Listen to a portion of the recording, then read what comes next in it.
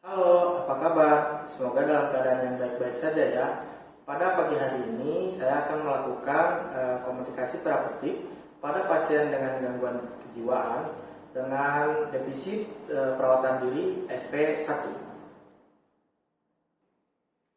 Baik, selanjutnya kita masuk ke tahap interaksi. Yang pertama itu adalah identitas diri. Perkenalkan, nama saya Hendy Wardani Lumbantoruan. Saya mahasiswa dari STIK PPNI Jawa Barat dan saya dari Prodi Keperawatan S1 3C. Nah, untuk selanjutnya itu ada ideal diri. Nah, di sini saya akan melakukan komunikasi terapeutik kepada pasien dengan defisit perawatan diri SP1. Nah, saya harapkan bahwasannya saya akan mendapatkan dari apa yang saya tuju.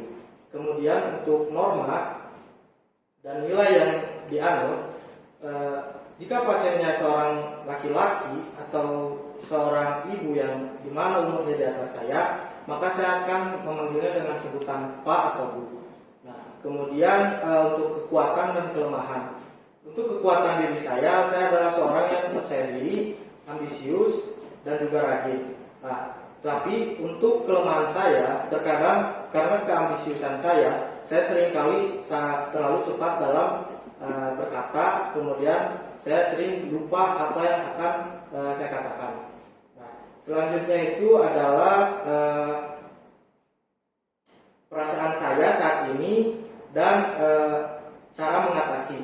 Perasaan saya saat ini cukup tenang, tapi sedikit juga terasa gugup. Solusi saya mengatasi kegugupan saya adalah dengan saya menarik napas dalam, kemudian mengeluarkannya. Karena bagi saya cara itu tergolong bisa dikatakan efektif. Kemudian untuk yang keenam adalah antisipasi hal yang luar biasa. Jika pada suatu waktu jika nanti pasien saya tiba-tiba diam, maka saya pun akan diam sejenak untuk memberikan waktu cooling down.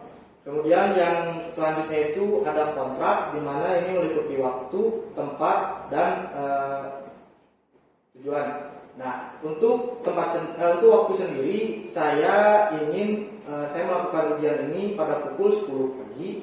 Kemudian untuk tempatnya, saya akan tanyakan pada pasien di mana tempat tersebut yang merasa pasien merasa nyaman. Misalkan seperti di kamar tidurnya atau di ruangan. Nah, kemudian tujuan dilakukan ini adalah supaya saya mendapatkan hasil dari strategi pelaksanaan satu defisit perawatan diri ini, dan selanjutnya saya bisa melanjutkan ke komunikasi terapeutik defisit perawatan diri strategi pelaksanaan 2. Baik, selanjutnya untuk setting tempat dan jarak, di mana saya akan menyeting tempat sebaik mungkin, yang di mana ruangannya itu tidak jauh dari jangkauan keributan, supaya pasien pun merasa lebih aman dan nyaman. Nah, kemudian untuk jaraknya sendiri, saya akan melakukan komunikasi terapeutik dengan pasien, di mana lutut bertemu dengan lutut sekitar 60 cm, bahu dengan bahu sekitar 100 cm. Dan pandangan saya pun akan sejajar dengan pasien. Kemudian jika saya sudah berkomunikasi dengan pasien, maka kepala saya akan saya tundukkan sedikit. Ini artinya bahwa saya siap untuk mendengarkan atau melakukan komunikasi terapeutik dengan pasien. Selamat pagi Pak, apa betul dengan Bapak Sam? Ya, betul ya Pak ya. Sebelum kita lanjut, kita gunakan hand sanitizer ya Pak ya, untuk mencegah virus. Saya juga pakai. Baik, selanjutnya untuk memastikan, boleh saya lihat gelangnya Pak? Boleh Pak ya? Maaf Pak. Oh iya, betul dengan Bapak Sam. Baik Bapak, perkenalkan saya Hendy Wardani. Nah, di sini saya akan membantu untuk mempraktekkan perawatan diri Bapak. Nah, kalau boleh saya tahu, Bapak sehari mandi berapa kali ya Pak ya? Nggak pernah ya Pak ya? Pantes, saya lihat Bapak ini seperti gatal-gatal. Gimana sama bau? Oh, sama bau ya Pak ya? Baik, jadi di sini saya akan membantu Bapak untuk melakukan perawatan diri supaya tidak gatal-gatal kembali dan juga tidak bau pastinya Pak ya. Nah, nanti itu saya akan mencoba memberitahukan Bapak cara mandi yang benar, kemudian keramas yang benar, kemudian ada gosok gigi yang benar, dan gunting kuku yang benar ya Pak ya. Untuk waktunya mau berapa menit Pak? 10 aja ya Pak ya, jangan lama ya. Kemudian untuk tempatnya mau di mana Pak? Di sini aja ya Pak ya. Baik, kalau begitu kita masuk ke selanjutnya. Sebetulnya merawat diri ini ada manfaatnya Pak.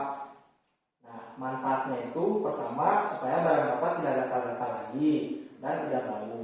Kemudian agar mencegah yang namanya penyakit kulit. Karena itu kan bahaya ya Pak ya. Baik, kalau gitu langsung saja saya akan coba praktekkan dulu pertama cara yang tadi telah saya jelaskan. Nanti Bapak boleh coba praktekkan kembali ya Pak ya. Baik, yang pertama itu adalah keramas. Di sini ada sampo, gayung, dan juga handuk sebagai alat pengering. Nah, pertama kita basahi dulu rambut sampai basah. Kemudian samponya kita tuangkan di telapak tangan. Lalu kita usap.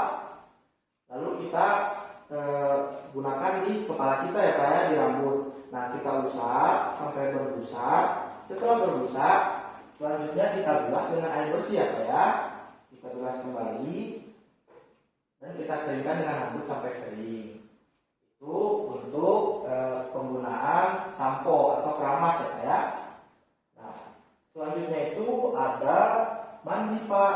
Itu penggunaan sabun. Masih pakai handuk, kemudian gayung dan sabun. Pertama kita siram, kita basahi seluruh tubuh kita. Kemudian kita gunakan sabun, taruh di telapak tangan kita. Kita usapkan kembali di seluruh badan kita sambil digosok perlahan sampai berbusa dan sampai bersih ya Pak ya tentunya. Nah, selanjutnya itu kita bilas dengan air bersih sampai tidak ada lagi busanya dan kita keringkan dengan handuk.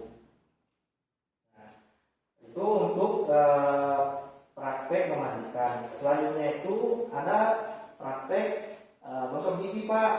Nah, gosok gigi ini kita butuh odol gigi dan juga sikat gigi.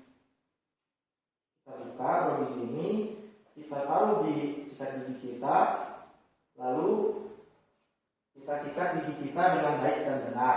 Yang pertama kita sikat gigi kita sikat ke dalam sebelah kiri, kemudian kita sikat ke dalam sebelah kanan, ke atas sebelah kanan, ke kiri sebelah kanan, kemudian kita sikat juga di langit-langit gigi kita dan juga tidak lupa di tengah.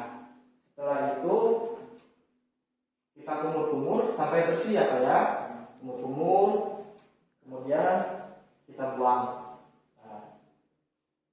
Dan yang terakhir itu ada praktek mengunci kuku yang baik dan benar Pak.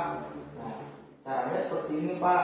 Kita gunting kuku kita dari ujung sampai dengan rapi dan tidak kotor, apa ya? Nah, baik.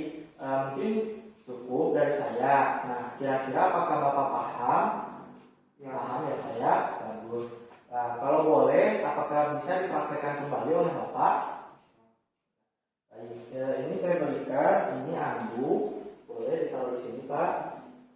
Nah, kemudian ini gayung dan ini sampo. Kita ke praktek keramas. Coba dijelaskan kembali yang sudah saya jelaskan Pak. Ini disiram air. Ya betul. Terus pakai sampo. Pak, kita lihat. Betul. Dari itu siram air lagi. Iya betul Pak. Kita lakukan benar. Sampai kering ya Pak ya. Nah, boleh saya iya. Nah, selanjutnya itu ada praktek memandikan. Masih hafal Bapak? Ya masih ini. Nah ya sama dengan handuk ini dan juga sabun. Boleh dipraktekkan Pak? Sama air ya betul. Pakai di badan. Betul. Sudah itu siram. Betul. Setelah disiram, pakai handuk. Oh iya betul Pak. Jadi Bapak paham ya Pak ya? Selanjutnya kita ke praktek menggosok gigi yang baik dan benar. Boleh dipraktekkan Pak? Bagaimana tadi yang saya jelaskan? Ini dipakai untuk sikat gigi, Betul. terus digosok. Digosok, perlahan. Dari mana tadi Pak? Dari giginya, Ya, dari atas bawah. oh iya, pintar. Dari dalam sampai dengan langit lagi ya Pak ya. Ya. Nah, yang terakhir itu adalah cara mengunggah kuku yang baik dan benar. Sudah bisa Bapak? Ya. Sudah bisa. Coba Pak praktekkan tadi seperti apa? Ini digunting. Digunting dari mana Pak? Benar, dari ujung ya Pak ya, sampai bersih dan tidak ada kotor. Nah, baik, berarti saya rasa Bapak sudah paham. Tapi untuk lebih memahamkan Bapak, apa boleh diulangi sekali lagi Pak dari awal? Bisa. Dari memandikan coba Pak? Jadi mandi pakai sabun. Iya, Pakai betul. air disabunin, Betul. terus pakai air lagi, Betul. pakai mandi. Betul sekali Pak. Kalau untuk ramas Pak? Ini basah rambut, terus pakai sampo, Iya. terus pakai air lagi sampai bersih, terus Iya. dikeringin pakai lap. Oh iya, betul sekali. Nah, untuk tadi yang sikat gigi masih ingat? Masih tadi ya, sikat gigi pakai odol, terus digosok ke gigi yang dalam luar. Sampai bersih apa ya? Nah, yang terakhir tadi untuk menggunting kuku. Kukunya digunting sampai rapi bersih. Iya, sampai tidak ada lagi kotor ya Pak ya? Ya. Baik, berarti Bapak sudah paham ya Pak ya? Nah, saya harap nanti setelah ini Bapak itu bisa mandi ya Pak ya? Nanti harus bisa lebih bersih dan lebih wangi tentunya. Nah, selanjutnya di sini saya ada form Pak. Nah, nanti Bapak boleh isi untuk tindakan yang telah Bapak lakukan seperti tadi memandikan, kemudian tadi juga ada praktek keramas, ada gunting kuku dan sikat gigi. Nah, nanti boleh diisi di sini Pak. Kalau Bapak mandi itu sendiri, berarti ditulis juga jamnya ya Pak ya. Berarti Bapak telah mandi misalkan jam 7. Nanti boleh di sini ditulis M kalau Bapak melakukannya secara mandiri. Nah, kalau Bapak melakukannya secara dibantu oleh perawat, ditulis B, ya Pak ya. Dan kalau tidak dilakukan oleh Bapak, boleh ditulis T. Paham ya Pak ya? Begitupun dengan praktek keramas, gunting kuku, dan juga sikat gigi. Sama ditulis jamnya. Kalau Bapak sudah misalkan melakukan jam 10, nanti ditulis kalau mandiri M, kalau misalkan dibantu B, kalau tidak dilakukan P saja ditulisnya ya Pak ya. Baik, boleh dipegang Pak. Nah, baik, selanjutnya kalau Bapak sudah paham, besok saya akan kembali. Nah, untuk melakukan strategi pelaksanaan yang kedua, yaitu saya akan menghadirkan Bapak untuk berdandan, tentunya supaya Bapak lebih wangi dan juga lebih ganteng serta lebih rapi ya Pak ya. Apakah Bapak bersedia? Siap. Baik, terima kasih sebelumnya Pak. Kalau begitu untuk waktunya besok mau jam berapa kira-kira Pak? Jam 10. Jam 10 aja ya Pak ya. Nah, untuk tempatnya mau di mana Pak? Di sini. Di sini lagi aja ya Pak ya. Baik. Kalau begitu sebelumnya saya ucapkan terima kasih banyak Ya. karena Bapak sudah mau untuk mempraktekkan tadi, dan juga semoga selanjutnya Bapak nanti bisa mempraktekannya.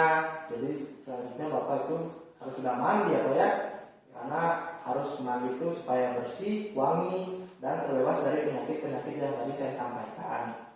Nah baik, saya rasa cukup sekian Pak. Terima kasih. Kalau misalkan ada yang perlu bantuan saya, boleh Bapak pencet bel ataupun panggil saya. Nanti saya datang kembali ke kamar Bapak ataupun ke sini ya Pak ya.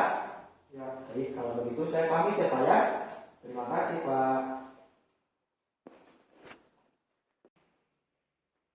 Nah, baik, setelah dilakukan tindakan dari orientasi, fase kerja dan terminasi tadi, perasaan saya adalah senang karena ternyata pasien saya itu kooperatif dan tidak ada ancaman dari luar, tidak ada gangguan dari luar, dan semuanya berjalan sesuai rencana serta tujuan saya.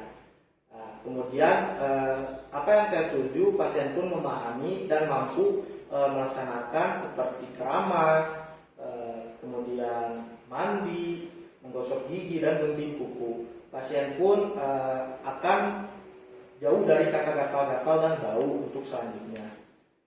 Terima kasih. Apabila ada salah-salah kata atau perbuatan yang salah, mohon dimaafkan. Saya pamit dan selamat menonton. Wassalamualaikum warahmatullahi wabarakatuh.